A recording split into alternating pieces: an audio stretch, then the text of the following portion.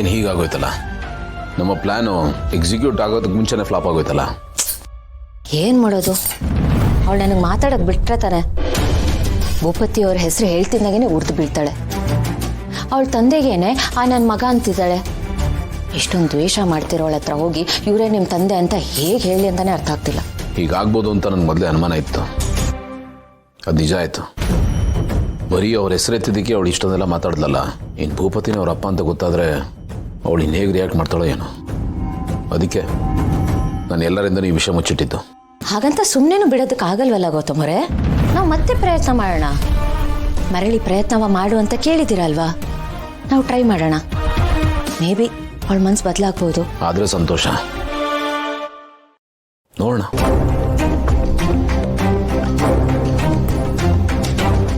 ನನ್ನ ಈ ಡಿಸಿಷನಿಂದ ಕಂಪ್ನಿಲಿ ತುಂಬ ದೊಡ್ಡ ಡಿಫ್ರೆನ್ಸ್ ಆಗುತ್ತೆ. It will be A huge difference. ಒಂದು ಕಾಯಿಲೆ ಅಂತ ಬಂದಾಗ ಪೇಷಂಟ್ಗೆ ಕಹಿ ಮದ್ದು ಕೊಡಲೇಬೇಕಾಗತ್ತೆ, ಇಂಜೆಕ್ಷನ್ ಚುಚ್ಚಲೇಬೇಕಾಗತ್ತೆ, ಅಗತ್ಯ ಬಿತ್ತು ಅಂತಂದರೆ ಶಾಕ್ ಟ್ರೀಟ್ಮೆಂಟು ಕೊಡಬೇಕಾಗತ್ತೆ.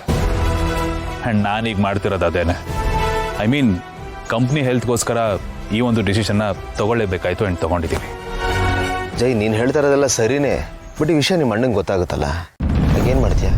ಅವ್ನಿಗೇನಂತ ಆನ್ಸರ್ ಮಾಡ್ತೀಯಾ? ನನಗೂ ಕಾಡ್ತಾ ಇರೋದು ಅದೇ ಬ್ರೋ. ಕಷ್ಟದ ಕೆಲಸ ಸದ್ಯಕ್ಕೆ ಅಂದರೆ ಅಣ್ಣನ ಫೇಸ್ ಮಾಡೋದೆ. ಆ್ಯಂಡ್ ನನಗಿರೋ ಧೈರ್ಯ ಏನು ಗೊತ್ತಾ ಬ್ರೋ, ನಾನು ಯಾವ ತಪ್ಪು ಮಾಡಿಲ್ಲ. ನಾನು ಮಾಡಿರೋದಲ್ಲ ಕಂಪ್ನಿಗೋಸ್ಕರ, ಕಂಪ್ನಿ ಒಳ್ಳೇದಕ್ಕೋಸ್ಕರ. ಆ್ಯಂಡ್ ನನ್ನ ಡಿಸಿಷನ್ ಕರೆಕ್ಟಾಗಿದೆ. ಯಾರು ಕೇಳಿದ್ರು ನಾನು ಇದನ್ನೇ ಹೇಳ್ತೀನಿ. ಇದಕ್ಕೂ ಮುಂಚೆ ನೀವುಗಳು ಮಾಡಿರೋದನ್ನು ನಾನು ಇವಾಗ ಮಾಡ್ತಾ ಇರೋದು.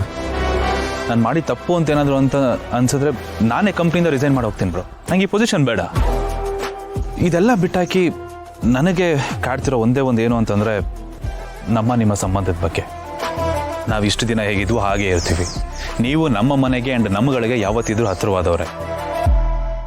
ಆ ಸಂಬಂಧ ಹಾಗೆ ಇರುತ್ತೆ, ಅದು ಯಾವತ್ತೂ ಹಾಳಾಗೋದಿಲ್ಲ bro. I am really sorry. I am really sorry.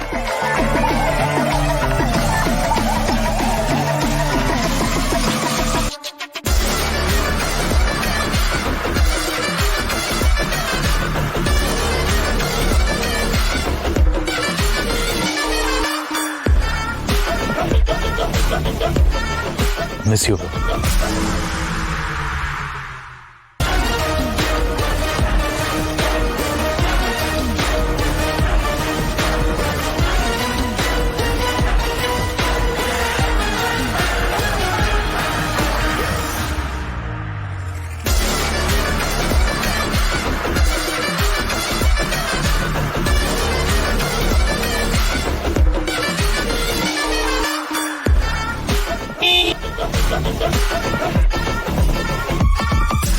ನೀರು ಸರಿಯಾಗಿ ಕುಡಿಬೇಕು, ಜ್ವರ ಎಲ್ಲ ಹೊಟ್ಟೋಗುತ್ತೆ. ಇದನ್ನ ಪೂರ್ತಿ ಖಾಲಿ ಮಾಡಬೇಕು. ಜಾಣೆ. ಸುಧಾ, ಏನಾಯ್ತು ಲಚ್ಚಿಗೆ?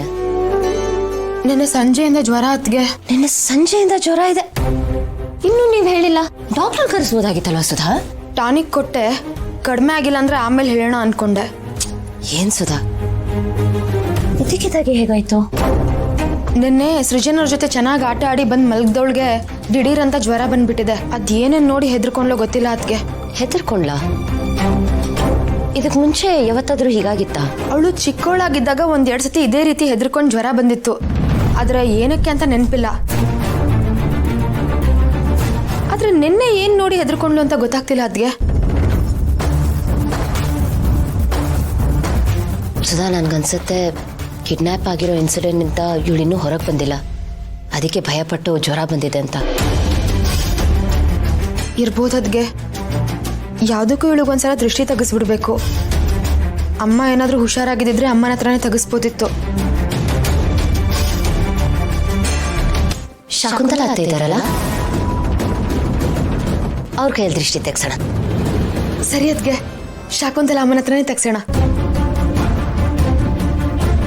ಲಚ್ಚಿ ಬಕ್ಕಂತ ಹೋಗೋಣ ಬಾ. ಏನೂ ಆಗಲ್ಲ ಬಾ, ಬಚ್ಚಿ ದೃಷ್ಟಿ ತೆಗಿತಾರೆ ಬಾ.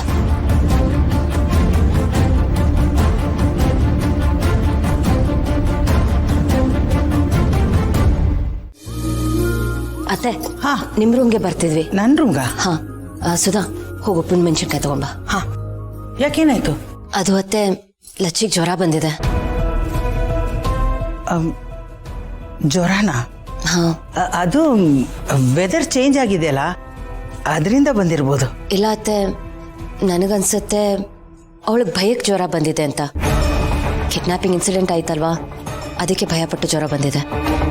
ಹಾಂ, ಹಾಗೂ ಆಗಿರ್ಬೋದು. ಅವಳಿನ್ನೂ ಆ ಶಾಕಿಂದ ಹೊರಗೆ ಬಂದಿಲ್ವಲ್ಲ.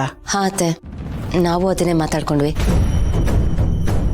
ಅದಕ್ಕೆ ನಿಮ್ಮ ಹತ್ರ ಕರ್ಕೊಂಡು ಬರ್ತಿದ್ವಿ. ನೀವು ದೃಷ್ಟಿ ತೆಗೆದ್ರೆ ಅವಳು ಸರಿ ಹೋಗ್ತಾಳೆ ಅಂತ. ನನ್ನ ಕೈಯಲ್ಲ?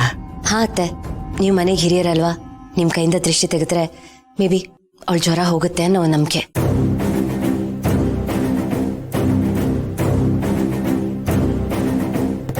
ನಾಯಿ ಕಣ್ಣು, ನರಿ ಬೇಡ ಬೇಡ. ಲಚ್ಚಿ, ಅಜ್ಜಿ ದೃಷ್ಟಿ ತೆಗಿತಿದ್ದಾರೆ. ನಿಂತ್ಕೋ, ನಿನ್ ಜ್ವರ ಎಲ್ಲ ಹೋಗುತ್ತೆ, ನೀನ್ ಸರಿ ಹೋಗ್ತೀಯಾ? ನಿಂತ್ಕೋ. ಬೇಡ ಬೇಡ. ಲಚ್ಚಿ, ಅವಳಿಗೆ ಇದೆಲ್ಲ ಅಭ್ಯಾಸ ಇಲ್ಲ ಅತ್ಗೆ, ಅದಕ್ಕೆ ಹೆದರ್ಕೊಂಡ್ಲು ಅನ್ಸುತ್ತೆ. ಏನು ಭೂಮಿಕಾ, ನೋಡು ಅವಳು ಹೇಗೆ ಓಡೋದ್ಲು ಅಂತ. ನಾನೇನೋ ಮಾಡ್ಬಿಡ್ತೀನಿ ಅನ್ನೋ ಥರ. ಹೀಗಾದರೆ ನೋಡಿದವ್ರು ಏನು ಅನ್ಕೋತಾರೆ ಹೇಳು? ನನ್ನ ಬಗ್ಗೆ ತಪ್ಪು ತಿಳ್ಕೊಳ್ಳಲ್ವಾ? ಸಾರಿ ಅತ್ತೆ, ನಾವೇನೋ ಅನ್ಕೊಂಡು ಬಂದ್ವಿ, ಆದರೆ ಈ ಥರ ಆಯಿತು. ಪ್ಲೀಸ್ ನೀವು ಬೇಜಾರು ಮಾಡ್ಕೋಬೇಡಿ. ಸಾರಿ.